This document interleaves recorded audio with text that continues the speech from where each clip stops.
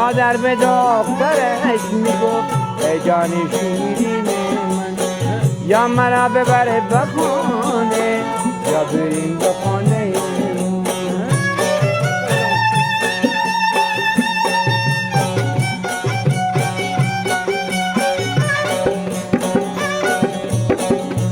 خدا.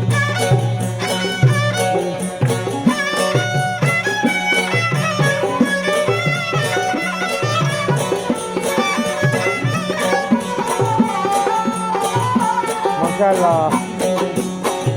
سکینه مست من مست سکینه، عرقی نکره دخت سکینه، دردی کشید ایوه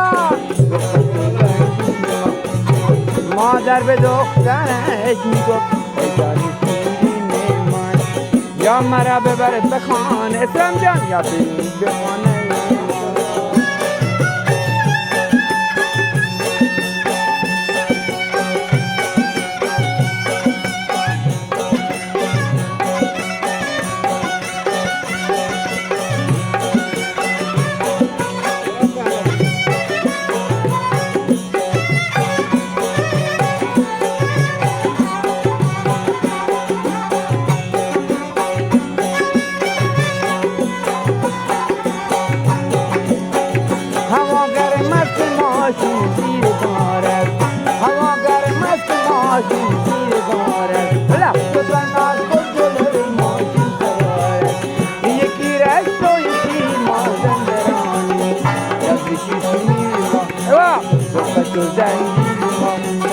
مادر به دخترش میگفت ای جان شیرین من، یا مرا ببر به خانه یا بریم به خانه ما.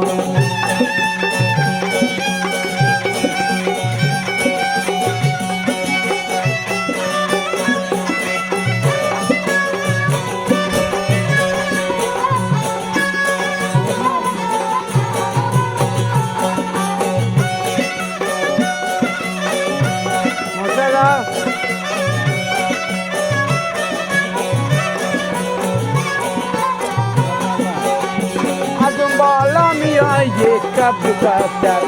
به همان میروی مادر و دختر، به همان میروی بیایی، دل من طاقت دوری ندارد،